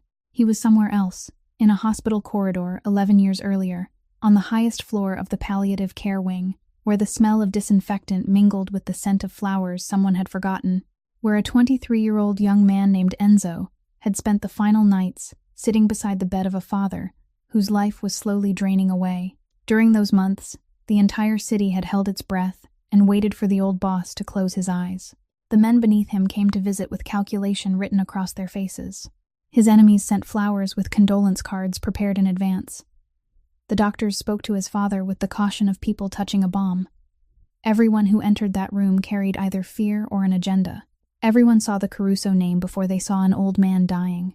Everyone except one person. A nurse from the ward, no longer young, with her hair gathered into a low bun, stopped by the room at the end of every shift, carrying a bowl of hot soup she had warmed herself in the ward kitchen, because she said the old man complained that the hospital food was always too cold. She never knocked timidly. She never bowed or acted submissive, and she was never curious. She adjusted his father's pillow, gently scolded him when he hid his medicine beneath his tongue, told him small stories about the day unfolding beyond the window, and called him by his given name, rather than by the family name the whole city whispered. Once, Enzo had stood outside the door and heard his father, a man who had trusted no one throughout his life, ask whether she knew who he was. The nurse continued tucking the blanket around him, and answered as lightly as though the question meant nothing. "On this floor, sir, everyone is simply a human being who needs care." And the old man had laughed, the most peaceful and uncommon laugh of his final months. On one of the last nights, his father held Enzo's hand and whispered many instructions about the family, the empire, and the names he must be wary of, but his final instruction had nothing to do with any game of power. He said, "I've met countless men who knelt because they feared me, and only a few who treated me kindly without needing to know who I was. Remember this, son. That is the rarest thing in the world. If one day you encounter that kindness again, anywhere, in any form, don't let it be made to suffer." After the funeral, Enzo had sent someone back to the hospital to find that nurse and thank her. But she had transferred to another ward, then another hospital, and life had carried everyone in different directions. He had never even learned her name. For 11 years, that face had rested quietly in a corner of his memory, until tonight, when it smiled at him from inside a silver pendant in the kitchen of his own father's restaurant. "Enzo?"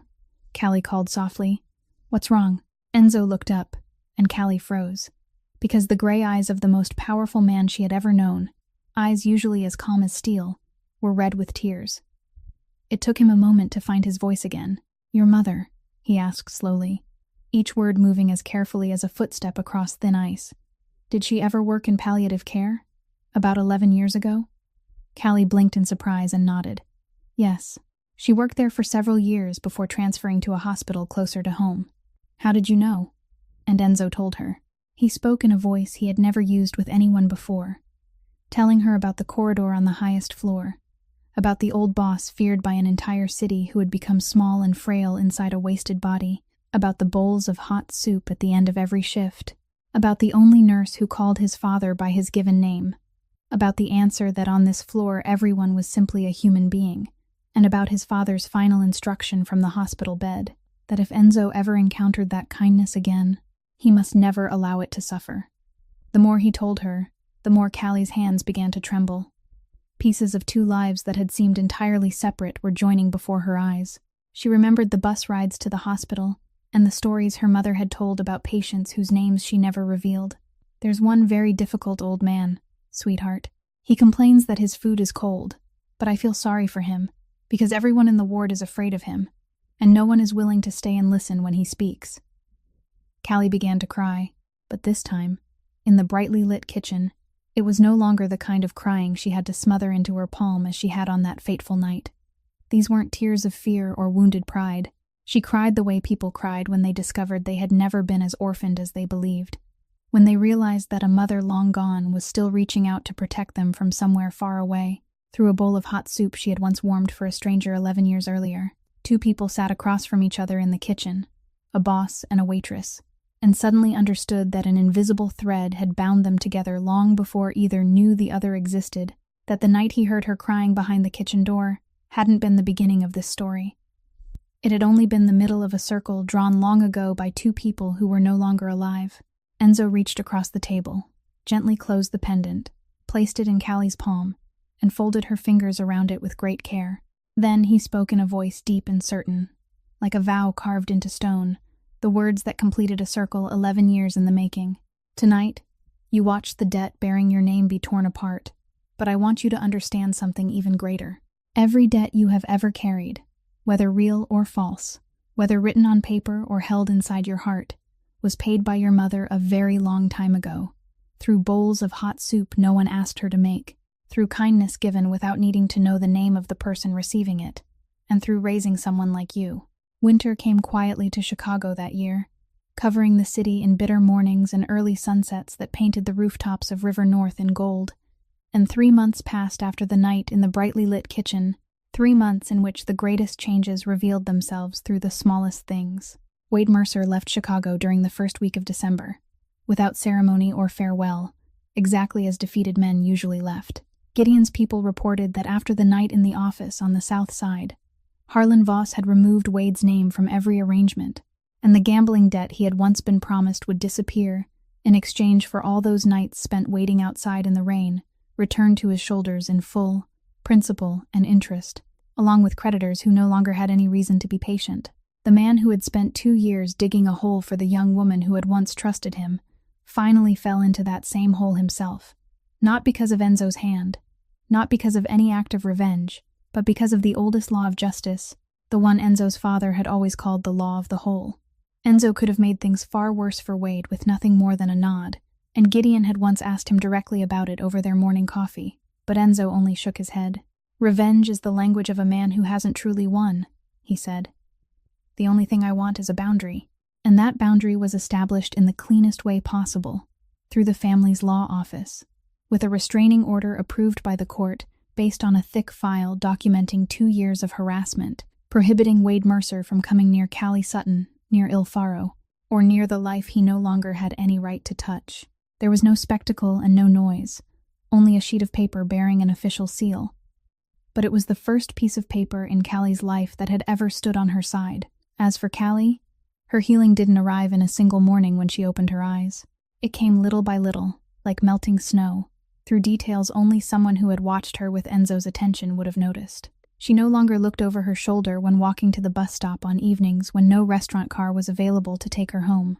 The steps that had once been hurried and bowed were slower now, and on some days, she even stopped before the window of an old bookstore, something the woman she had been only months earlier would never have allowed herself to do on a crowded street.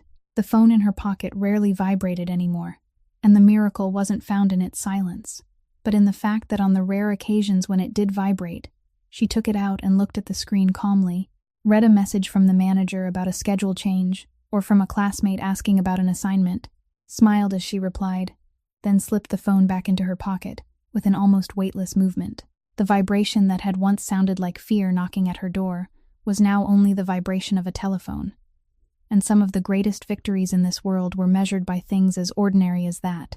At the beginning of January, when universities opened registration for the spring semester, Callie stood for a long time outside the gates of the college she had left 7 years earlier, then drew a deep breath and stepped inside to register for the education program again, taking morning classes and beginning with the unfinished credits left behind by the 20-year-old student she had once been.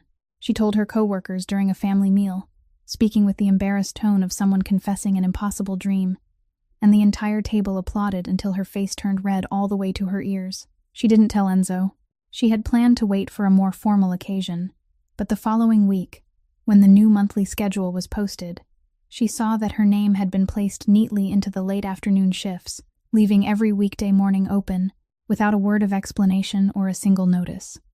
She stood before the schedule for a while, understanding, then looked up toward the second-floor office window, where the light was still burning. She didn't go upstairs to knock and thank him, and Enzo, who certainly knew that she had understood, never mentioned it, not even in half a sentence. A wordless language had formed between them, because both understood what people who had survived storms eventually learned, that some acts of kindness didn't need to be named, and naming them sometimes made them smaller. Then, on a Saturday afternoon near the end of January, while snow drifted softly beyond the large windows of Il Faro, Enzo came down from the second floor and stopped at the foot of the stairs before a scene that held him motionless for a long time. In a corner of the restaurant, Callie was training a new waitress, and they were standing beside table number 9. The familiar silver-haired woman had returned as she did every weekend, and Callie was speaking to the new employee in a voice both gentle and clear. "Remember this," she said. "She likes her soup a little hotter than usual, so make sure the kitchen knows, and always bring an extra napkin for her to place beneath her water glass. She won't ask for it, but she needs it.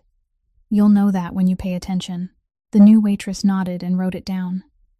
The elderly woman looked up and said something that made them both laugh, and Callie laughed with them, a full and easy laugh that illuminated her entire face, without the slightest trace of the polite smile built from sheer endurance that Enzo had grown accustomed to seeing throughout her first 14 months at Il Faro. He stood at the foot of the stairs, watching the young woman who had once collapsed from hunger inside this very restaurant, now passing on to someone else, the lesson her mother had passed on to her, the quiet tenderness of noticing the people the world hurried past. And he suddenly understood that the circle begun by the nurse all those years ago had never truly closed. It was only growing wider, silently, from a bowl of hot soup in a hospital to a bowl of extra hot soup at table number 9, from a mother to a daughter, and now to a young woman just beginning her first job, carefully writing every word into a small notebook. Outside, winter continued covering the city in snow, but behind the glowing windows of Il Faro, something had melted completely, and it would never freeze again. During those 3 winter months, there was one night that everyone at Il Faro would later remember as a milestone, the restaurant's Christmas party. It was a tradition that had begun in the days of Enzo's father, the one evening of the year when the restaurant hung a closed sign for customers so it could open its doors to the people who made it what it was. And like the family meal, that tradition had slept unnoticed through the years when Il Faro operated like a flawless machine. This year, it was awakened. From the afternoon onward, the first floor was transformed. Rows of tables were joined into one long table, covered with a red cloth that stretched through the heart of the restaurant. The head chef and his entire kitchen team prepared dishes of their own choosing, foods from their homelands, from childhood, from recipes that would never appear on the menu. Near the large window, a real Christmas tree stood upright, fragrant with pine resin, glowing with warm lights and red ornaments that the waitresses had competed to hang throughout the afternoon. Beyond the glass, snow began falling at dusk. Large, slow flakes, drifting through the halos of the streetlights, like something from an old Christmas card. Employees arrived with their families, husbands and wives, seeing for the first time the place where the people they loved spent their working days. And children came too. The kitchen assistants' children, the manager's grandchildren, the cashier's 2 younger sisters. They rushed into the restaurant like a flock of sparrows, their cheeks pink from the cold, their eyes shining when they saw the tree. All evening, the bright chatter of children became the loveliest music the dining room had ever known. They ran around the tree counting ornaments. They cried out in delight when the head chef, the largest and most serious man in the restaurant, emerged from the kitchen wearing a red hat and carrying a basket of presents, then crouched down to hand one to each child, calling every child by name because he had taken the trouble to ask their parents beforehand. The children hugged their gift boxes and bounced with excitement, making everyone at the long table laugh until they nearly leaned into one another. Later, parents were seen taking their children by the hand to the large window and pointing out the snow falling over the street. Tiny palms pressed against the glass, and clear young voices called out, "Look, snow, look, snow," while one child was lifted onto his father's shoulders so he could better see the flakes settling on the awning.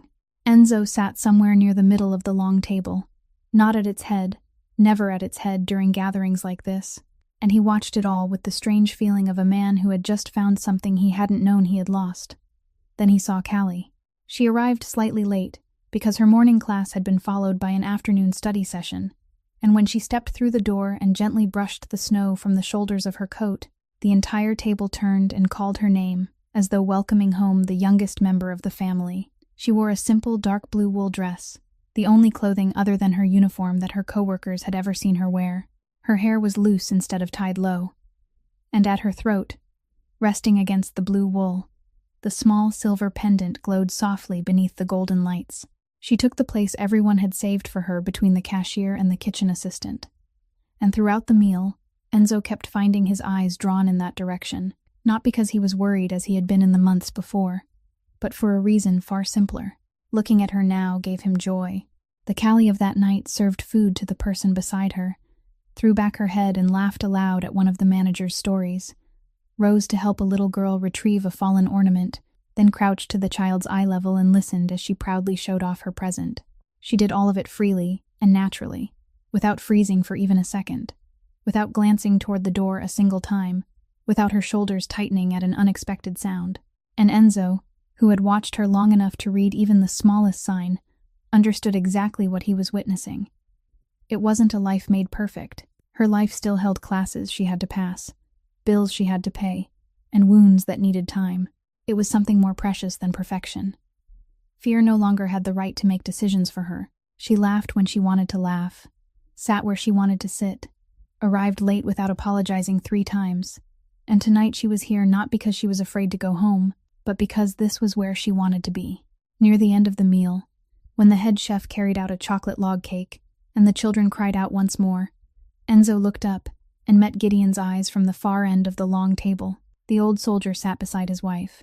He had come with her, something that hadn't happened at any family gathering in 10 years, and across the full length of the red-covered table, beyond the laughing faces and the flickering candlelight, Gideon quietly raised his wineglass toward Enzo. It was a small, wordless gesture, yet it carried everything the reserved man wished to say. "Your father can see all of this, and he is pleased." Enzo lifted his glass in return, then slowly let his gaze travel around the room. He looked at the long table where his people were talking and laughing together, at the glowing tree and the children comparing gifts beneath it, at the head chef in his red hat, at the snow beyond the glass falling like a white curtain around them all, and at the young woman in the blue dress laughing among everyone. For 11 years, Enzo had preserved Il Faro as though preserving an inheritance, running it with perfect precision as a promise to the man who was gone. But it wasn't until that night, amid the laughter of children, the scent of baked food, and the eyes of a young woman who was no longer afraid, that Enzo Caruso looked at his father's restaurant and saw it finally become what his father had always wanted it to be. Not a business, not a symbol, but a home. While the party inside was still alive with laughter, and someone had begun playing old Christmas songs, Enzo noticed that the chair where the woman in the blue dress had been sitting was empty, and through the glass, he saw her standing on the small second-floor balcony, overlooking the street slowly disappearing beneath the snow. He took his coat with him, stepped outside, and placed it around her shoulders, as he had once done on a very different night in the rain.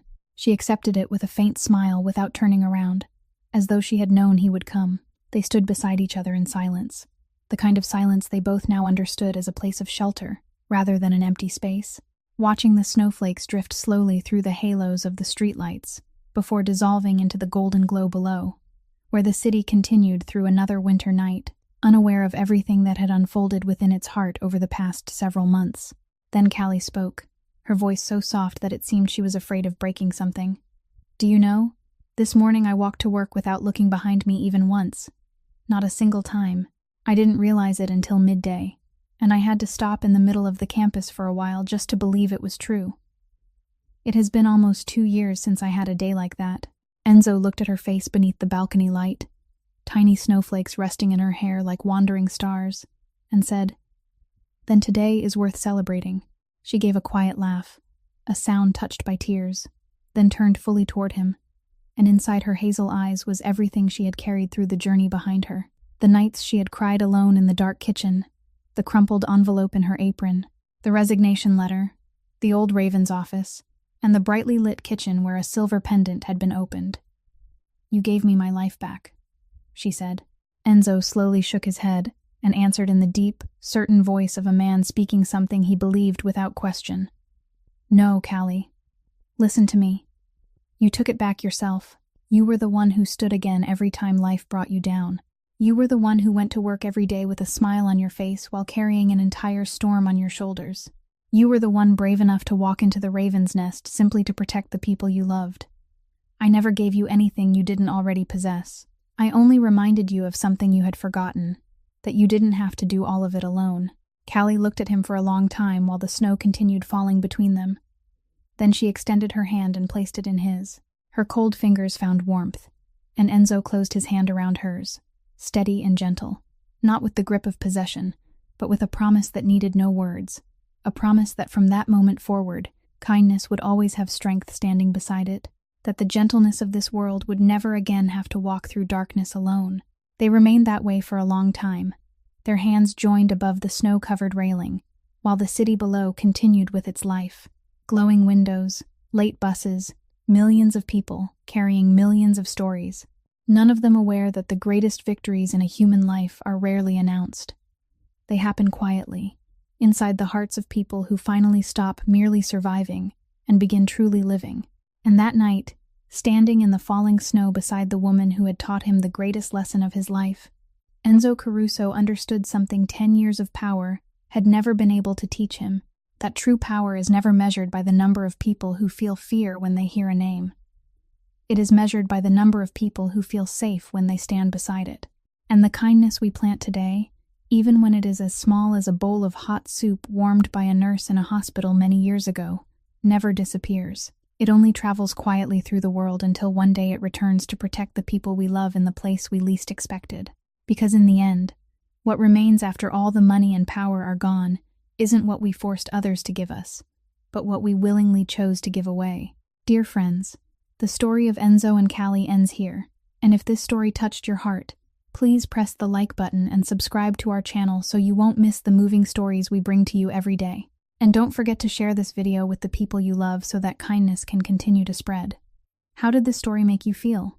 What did you think about the kindness of Callie's mother, the nurse, about Callie's quiet sacrifices, or about the way Enzo chose to protect someone with his mind instead of his fists? Please share your thoughts in the comments below.